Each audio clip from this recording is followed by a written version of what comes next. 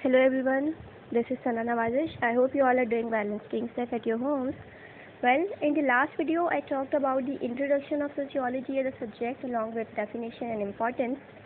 Today's video is going to be really interesting because in today's video I am going to discuss very important perspectives, viewpoints of sociology that are the backbone of this subject, and without these, this subject can't be built, and you cannot understand your society without applying these particular perspectives.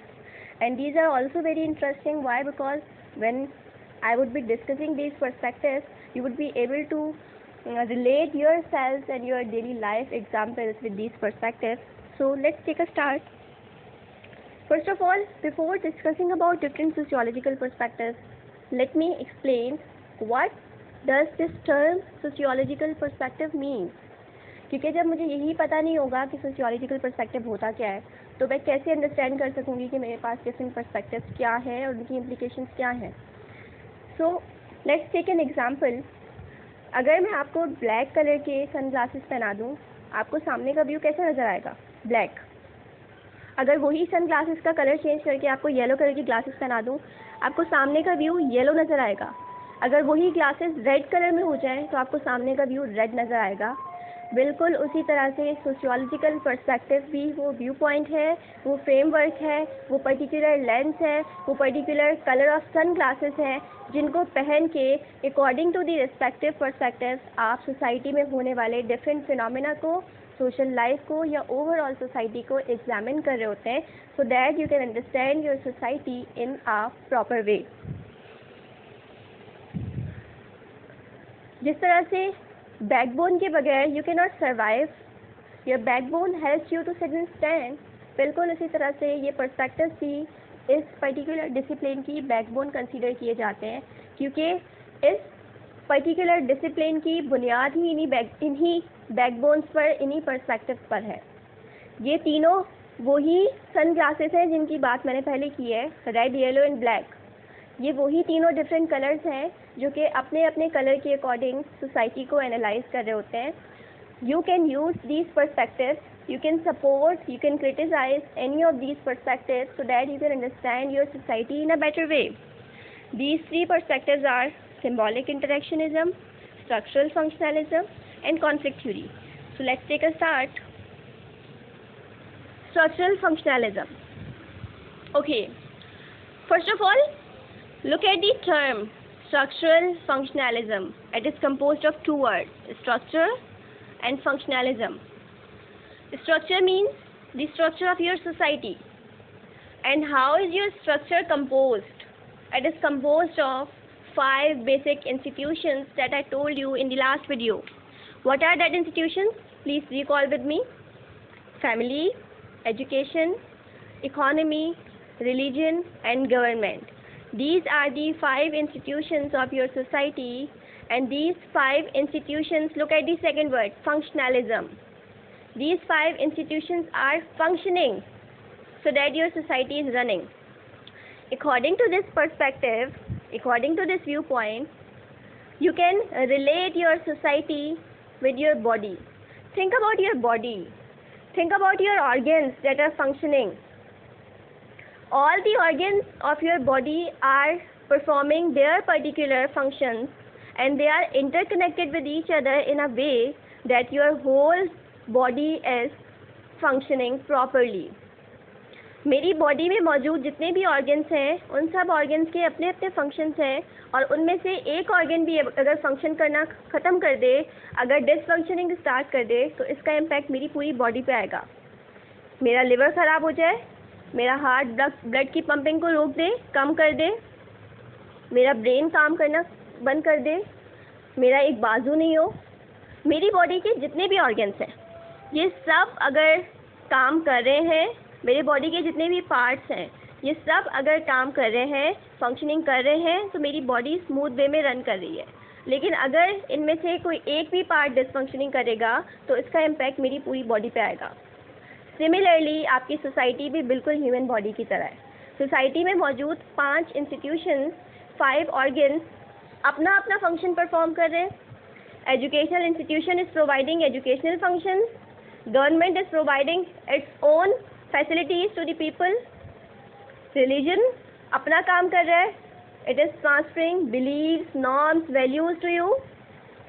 Talking about economy, उसका अपना function है society में. हर particular institution का अपना function है और वो अपनी फंक्शनिंग कर रहा है. आपस में सब इंटरकनेक्टेड है. अगर एक भी डिसफंक्शनिंग करेगा उसका इम्पैक्ट आपके सारे इंस्टीट्यूशंस पे और ओवरऑल आपकी सोसाइटी पे आएगा. Now let's talk about functions in detail. Here you are seeing a picture in which you can relate your social systems with the body organs. You can see that if, like an organism, society also has different parts that are interdependent on each other. And like the organs, every social institution is working in a proper way so that your society functioning create हो जाएगी. Now let's talk about functions of society or these institutions in detail. There are basically two types of functions, the manifest functions and the latent functions. Manifest functions वो होते हैं जो कि described होते हैं, जो कि planned होते हैं, जबकि latent functions वो होते हैं जो hidden होते हैं, जो planned नहीं होते हैं या जो as a consequences of manifest functions सामने आते हैं. Let me apply this on your family institutions at micro level. छोटे लेवल पे एग्जाम्पल देखते हैं. सबसे पहले हम बात करते हैं इंटरकनेक्टेडनेस की. एक फैमिली में फॉर एग्जांपल पेरेंट्स हैं और चिल्ड्रन है. फादर का अपना रोल है, मदर का अपना रोल है, लेकिन दोनों आपस में इंटरकनेक्टेड है. अगर फादर अपनी जॉब छोड़ दे या अगर सेपरेशन हो जाए तो सारा बर्डन मदर पे आ जाएगा. She would be performing her house course as well as job, so उन पर डबल शिफ्ट आ जाएगी. Let's take an example of father. अगर मदर कहीं चली जाती है, फादर जॉब से आएगा, घर के काम भी करेगा, बच्चों को भी देखेगा, हर चीज़ को प्रॉपर वे में मैनेज भी करेगा. उसके रोल्स डबल हो जाएंगे. डिसफंक्शनिंग क्रिएट हो जाएगी, डिस्टर्बेंस क्रिएट हो जाएगी. अब हम फंक्शंस की बात करते हैं. Let's apply this on educational institution. आप जब एजुकेशनल इंस्टीट्यूशन में जाते हैं तो आपको एक करिकुलम, सिलेबस, कोर्स प्रोवाइड किया जाता है. तो एजुकेशन इंस्टीट्यूशन के मैनिफेस्ट फंक्शंस तो ये होते हैं to provide you education, to provide you knowledge. लेकिन on the other hand educational institutions different latent functions भी परफॉर्म कर रहे होते हैं. जैसे ये बेबी सिटिंग्स दे रहे होते हैं स्टूडेंट्स को. जिस तरह से वहाँ पे आपका student different formal, informal groups का पार्ट बनता है. मीन्स वहाँ पे उसके डिफरेंट फ्रेंड्स बनते हैं. फिर उन फ्रेंड्स से वो डिफरेंट वे में नई नई चीज़ें सीख रहा होता है. उसके बिहेवियर में नई नई चीज़ें आ रही होती हैं. वो डिफरेंट चीज़ों को अडॉप्ट कर रहा होता है. उसमें पॉजिटिव या नेगेटिव चेंजेस आ रहे होते हैं उन्हीं फ्रेंड्स की वजह से, उन्हीं इनफॉर्मल ग्रुप्स की वजह से. These are latent functions. अब डिसफंक्शनिंग की बात करते हैं. Let's take an example of another institution, for example your religion.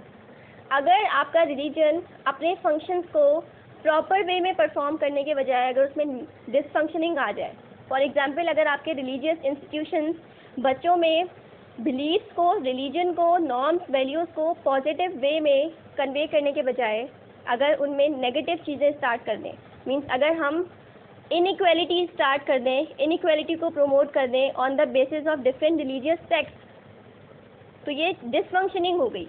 क्योंकि at the end it would lead towards conflict, it would lead towards destruction. Cohesion नहीं होगा, इंटीग्रेशन नहीं होगा, जबकि religion is a binding force. तो इसी तरह से आप स्ट्रक्चरल फंक्शनलिज्म को डिफरेंट इंस्टीट्यूशंस पे अप्लाई कर सकते हैं. आप देख सकते हैं और प्लीज़ सोचिएगा after this video that her institution का अपना अपना फंक्शन, इट मीन्स मैनिफेस्ट और लेटेंट फंक्शंस कौन कौन से हैं. और फिर ये सोचिएगा कि अगर इनमें से एक भी इंस्टीट्यूशन डिसफंक्शनिंग करेगा तो उसका ओवरऑल सोसाइटी पे क्या इम्पैक्ट आएगा. Till then, take care and have a good time.